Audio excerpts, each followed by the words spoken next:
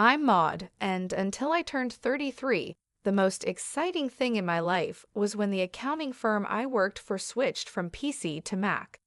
Not exactly thrilling, right? But then everything changed at a friend's birthday party. That night, I stood in the corner of a cramped living room, holding a soda and feeling uncomfortable in my too-tight dress. The music was loud, way too loud for talking, but perfect for him, Charles. He was taller than most people, which is probably why he saw me. He walked over with confidence that made my heart skip a beat. "Hey, you're Maud, right?" His voice was clear, even over the loud bass. Yeah, and you are?" I sipped my drink, trying to look calm. "Charles, I see you around. Mind if I join you?" He didn't wait for an answer, just stood next to me. "Not at all," I said, my voice nearly drowned out by the latest pop song blaring through the speakers. "So, Maud, what brings you here tonight?" he asked, leaning in. His tone was casual, but his eyes were intense. "Just here to celebrate Jessica's birthday. You know her long?" "Yeah, went to college with her. She keeps inviting me to these things. Can't say no, can I?" We laughed, and it felt natural, easy. "I get it. I work with her. She's kind of hard to say no to." "An accountant, right?" She mentioned it. He nodded like he already knew. "That's right. Numbers are my game," I joked, even though I usually found nothing funny about spreadsheets. "Sounds thrilling," he grinned, and I couldn't tell if he was teasing me or not. "Oh, absolutely. It's all wild parties and high stakes in the accounting world." We laughed again, and I felt at the ease of talking to someone genuinely interested in what I had to say. It was new, exciting, and a bit scary. "You want to grab some air," he suggested, nodding towards the backyard. I nodded, grateful to escape the noise. Outside, the cool air was a relief. "So, what's a guy like you doing in a place like this?"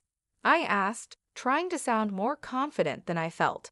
"Just looking for a good time, I guess, and maybe someone cool to hang out with," he said with a smile that made his eyes crinkle at the corners. We talked about everything and nothing: movies, books we liked, how he was into graphic design, but stuck in a corporate job he didn't love. It felt like we'd known each other for years. As the night wound down, he pulled out his phone. "Can I get your number? I'd really like to see you again, Maud." I hesitated, not used to this kind of attention, but something about him felt right. "Sure," I said, typing my number into his phone. He smiled, his whole face lighting up. "Great, I'll call you. We should go out, just the two of us." "Sounds good." I managed my stomach doing flips. I watched him go, a part of me still in disbelief that this was my life now. Maybe turning 33 wasn't so bad after all. Maybe it was just the start of something truly great. The days after Charles' call felt like a blur. Before I knew it, I was getting ready for our first date. My nerves were all over the place since I didn't have much experience in this area. I chose a simple blue dress, nothing fancy, but hoped it would do the trick. Charles picked me up at 7 sharp. His car was a clean, well-kept sedan. Nothing flashy, but it suited him. As I got in, he flashed me a smile that could knock you sideways. "You look great, Maud." "Thanks," I mumbled, my face probably red as a tomato. "You look nice too." Dinner was at this cozy little French place he knew. The food smelled amazing, but my stomach was doing somersaults. We ordered pasta, him with some fancy sauce and me with plain old marinara. "So, Maud, tell me something about you that no one else knows," he said, twirling his spaghetti expertly onto his fork. I chuckled, playing with my food more than eating it. "Well, I'm pretty boring, but I guess not everyone knows I can solve a Rubik's Cube in under a minute." He raised his eyebrows. "Really now? That's pretty cool. You'll have to show me sometime." "Sure," I said, starting to relax a little. "What about you? Any hidden talents?" "I make a mean breakfast burrito," he boasted with a grin. "Best you'll ever have." "I'll take your word for it. Maybe you can prove it sometime." I teased. The conversation flowed, and for the first time in a long while, I felt like I was exactly where I was supposed to be. The next few weeks were a whirlwind. We saw each other constantly. Charles would come over after work, and I'd meet him for lunch near his office. He showed me his favorite spots around town, little nooks I'd never noticed before. It was like seeing the city for the first time. Things took a serious turn when he invited me to meet his parents, Brian and Camille. They lived in a small, cozy house full of photos and little decorations. Camille hugged me the second we walked in. "Oh, we've heard so much about you, dear," she said, squeezing my shoulders. "She's lovely," Charles said, and I could tell he was pleased. We sat down to dinner, and the conversation was nonstop. "So, Maud, Charles tells us you're an accountant. That must be interesting," Brian said, passing me the potatoes. "It has its moments," I replied. "Mostly just numbers, but I like the order of it." "And how's your family?" Camille asked, genuinely interested. "They're good, thanks. My dad's a businessman, always busy, but he's been really supportive of me. It was all happening fast, but it felt right. It was as if everything in my life had been leading up to this meeting. Charles feeling like someone finally saw me for who I was, not just some plain Jane accountant." One evening, a few months into our whirlwind romance, we were walking along the riverbank. The city lights reflected off the water, and it was pretty in a postcard kind of way. "Maud, I've been thinking," he started, stopping and facing me. "Yeah?" I asked, my heart starting to race. "I don't want to wait any longer. I know this is fast, but will you marry me?" Just like that, my world changed. No hesitation, no doubt, just a simple, "Yes, Charles, I'll marry you." The whirlwind didn't stop there. Soon after, I introduced Charles to my father. He took to Charles immediately, appreciating his straightforward manner and obvious affection for me. "He's a good man, Maud," Dad said, giving his approval, which meant the world to me. So we got married. It was a modest wedding, nothing too extravagant, but it was perfect for us. I even found myself loving the way I looked in my wedding dress, something I'd never imagined. Smiling wide, I posted photos on my social media, sharing my joy with friends and family. After the wedding, life didn't slow down, it picked up pace. Charles and I barely had time to savor our newly bliss before he suggested something big. "Hey Maud, I've been thinking," he said one evening as we unpacked another box of wedding gifts in our cramped apartment. "How about we move in with my folks?" I paused, holding a coffee mug in my hand. "Live with your parents?" He nodded, looking serious. "Yeah, they're not getting any younger, and I'd feel better if we were around to help out. Plus, it would save us some money on rent." It made sense, but moving in with the in-laws, that was sitcom territory. "Are you sure they'd want us there all the time?" "Absolutely," he assured me. "Mom's been hinting about it ever since we got engaged. Come on, it'll be good." 3 weeks later, there we were, pulling up to his parents' house with our lives packed into a bunch of boxes. Charles's mom, Camille, was waving from the porch before we even got out of the car. "Oh, Maud, we're so thrilled to have you both here," she exclaimed, pulling me into a hug that was a bit too tight. Brian, Charles's dad, clapped him on the back. "Welcome home, son, and you too, Maud." The house was cozy, stuffed with furniture that looked like it belonged in a museum of the 1973s. I tried to keep a smile on my face, but I was already missing our little apartment. Charles sensed my hesitation. "It's going to be great, you'll see," he whispered as we carried boxes inside. The first few days were an adjustment. Camille was constantly hovering, always popping into our room to ask if we needed anything. "Just making sure you're comfortable," she'd chirp, while I tried not to cringe at the invasion of privacy. One evening, we all sat down for dinner, Charles, me, Brian, and Camille. The conversation was painfully mundane until Charles dropped another bomb. "So the house needs some major repairs," he announced casually between bites of meatloaf. I choked on my mashed potatoes. "Repairs?" "Yeah, the roof's a mess, and the plumbing's from the dark ages," he said. Brian nodded solemnly. "We were thinking," Charles continued, avoiding my gaze, that maybe we could all chip in for the costs. I glanced at Camille, who was suddenly very interested in her plate. All of us. Well, I just got this pay cut at work, Charles muttered, so I'm a bit strapped at the moment. There it was. I felt a knot form in my stomach. I'll see what I can do, I managed to say, even though I wanted to say much more. Camille perked up, tears welling in her eyes. Oh, Maud, that would be so helpful. You're such an angel. The next few weeks were a blur of contractors and repairs. I wrote checks and smiled through gritted teeth as Camille gushed about how wonderful the house was looking. Brian slapped me on the back. You're really part of the family now, Maud. Part of the family, sure, the part that pays for everything. One particularly grueling day, after yet another round of expensive decisions, I felt completely drained. I collapsed on our bed, exhausted. Charles came in and sat beside me. Thanks for handling all this, Maud, he said, sounding almost sincere. It's fine, I lied, staring at the ceiling. I just didn't realize how much it would be. He squeezed my hand. It'll all be worth it. This is for our future, right? Our future, I echoed, not sure whose future we were building anymore. As I lay there listening to Charles's steady breathing, I couldn't help but wonder if moving in was the right decision. But there was no going back now. I was in this deep and had to see it through, whatever the cost. After the renovations, the house looked great, like something out of a magazine. Despite the financial strain, I felt a bit of pride looking around. We decided to throw a small dinner party to celebrate, just the four of us.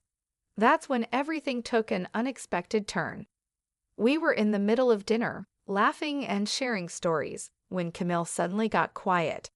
The room felt heavy all of a sudden.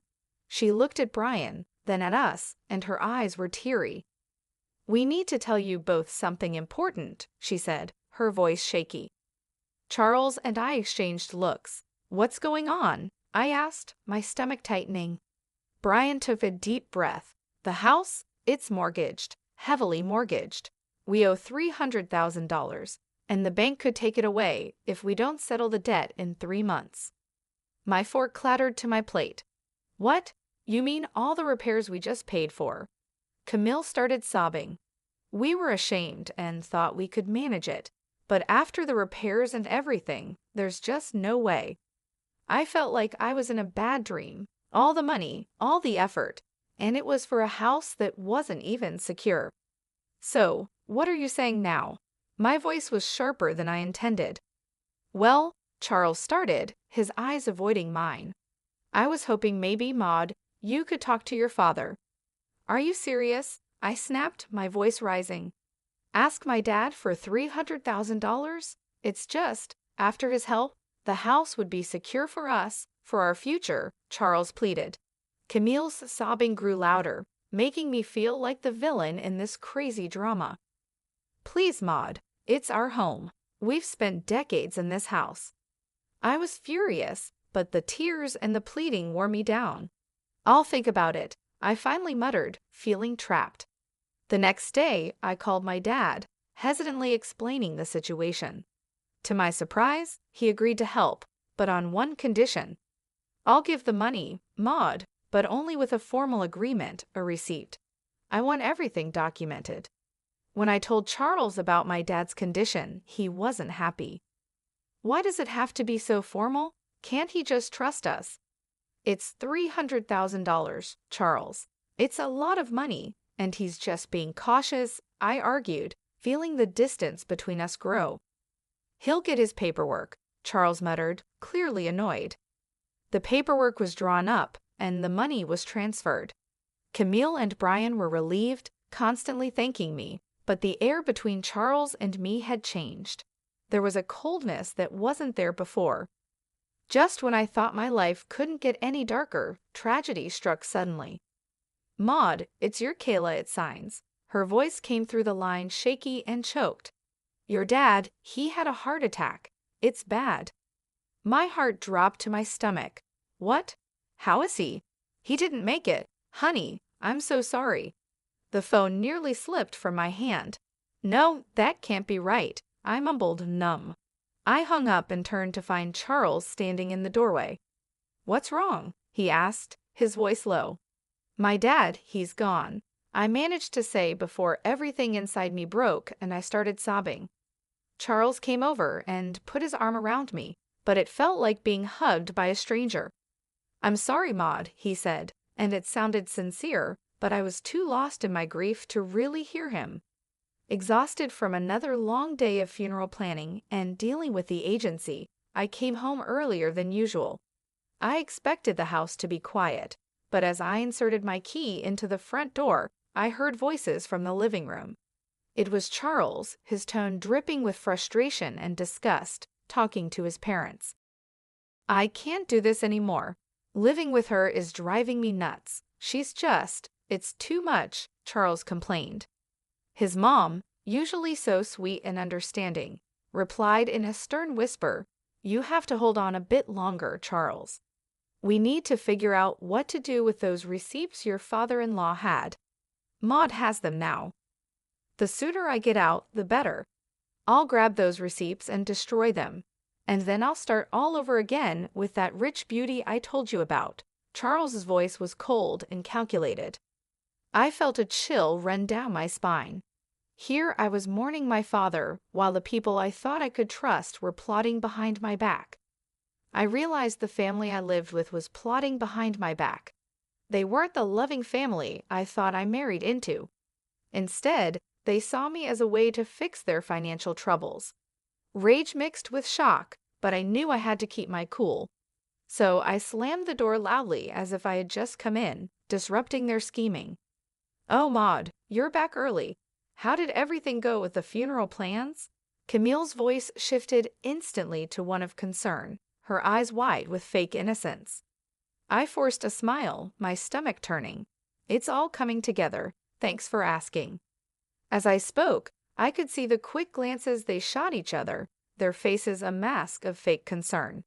It made my skin crawl knowing their true colors. But I realized that showing my cards now wouldn't help. I needed to be smart. I needed to protect what was mine and possibly even get some justice for their deceit.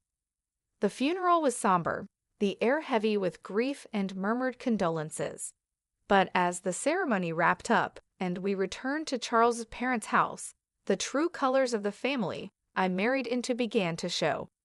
As we gathered in the living room, sipping on lukewarm coffee, Charles's demeanor shifted.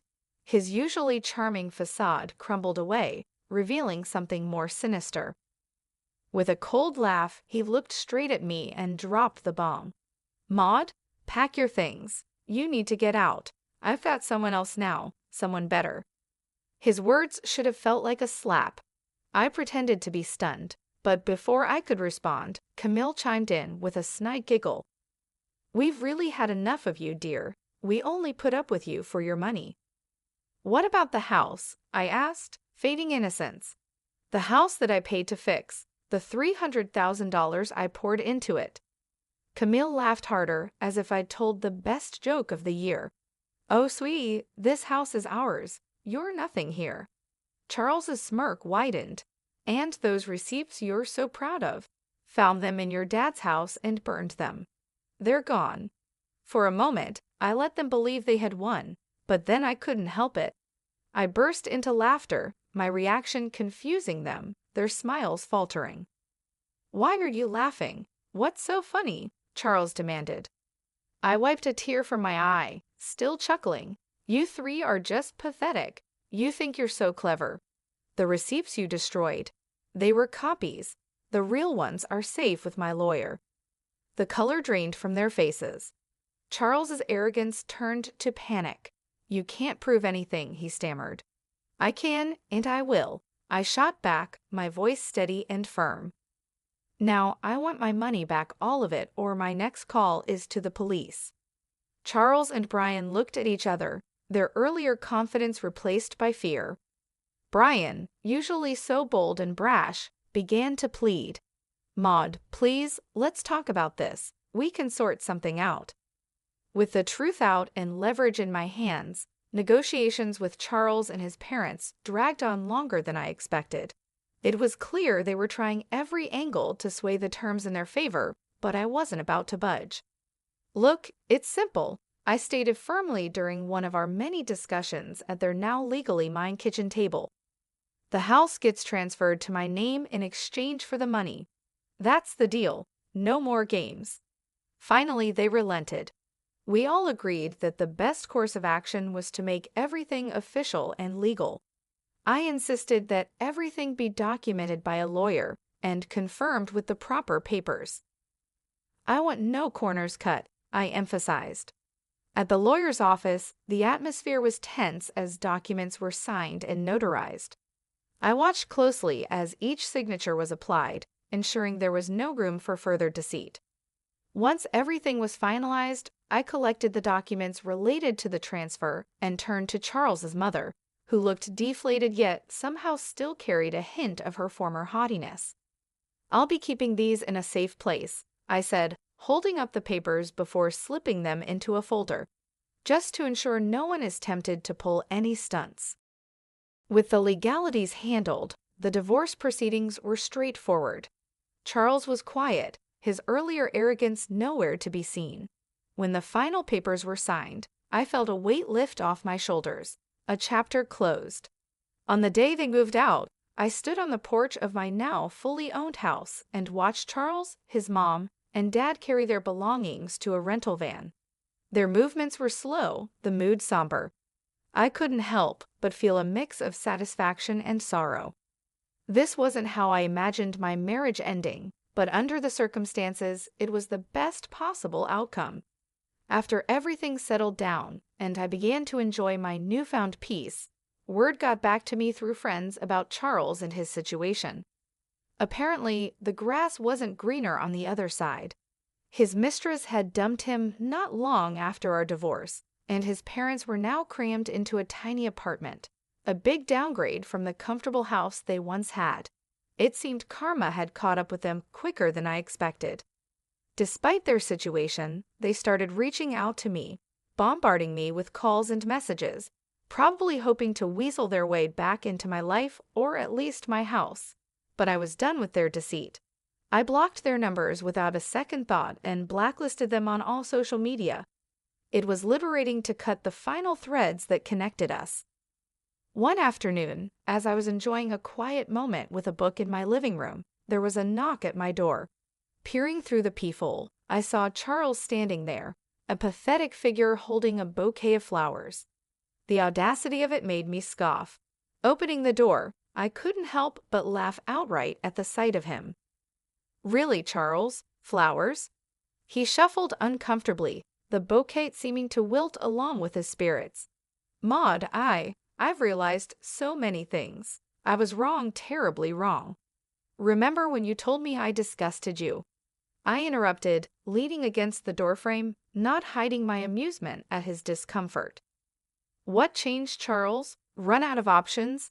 He looked down, the shame clear on his face. I made mistakes, but I'm here to make things right." I shook my head, almost feeling sorry for him. "Almost. You're not here to make things right, Charles. You're just desperate to get back to your comfortable life. But guess what? That life doesn't exist anymore, not for you."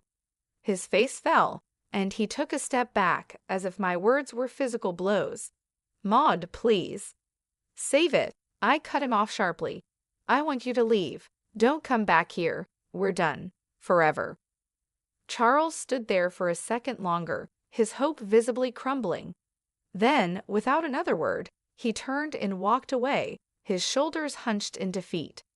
I returned to my book, feeling a sense of finality and relief. I smiled to myself, feeling the quiet of the house wrap around me like a comforting blanket. It was such a stark contrast to the chaos that once filled this space. The constant noise, the tension, the deceit, all of it was gone now. I could finally breathe deeply without the weight of worry on my chest. I was finally at peace, living life on my terms. I glanced around the room, taking in the calm atmosphere. The sun streamed in through the windows, casting a warm glow over everything. I realized how much I loved this house now that it was truly mine. The walls, once witnesses to arguments and schemes, now seemed to echo with serenity and contentment. I thought back to the days of turmoil and manipulation, remembering how trapped I felt. Charles and his family had taken so much from me, both emotionally and financially, but now they were out of my life for good. No bouquet of flowers or sweet talk could change that. Their attempts to manipulate me were over. As I sipped my tea and returned to my book, I felt a sense of triumph. I had faced betrayal and heartbreak, but I had come out stronger on the other side. I had taken control of my life and my future. The peace I felt now was well-earned and deeply cherished. I was truly finally free. Free from lies, free from deceit, and free to live my life as I chose. The future stretched out before me, full of possibilities and opportunities. I smiled again, knowing that whatever came next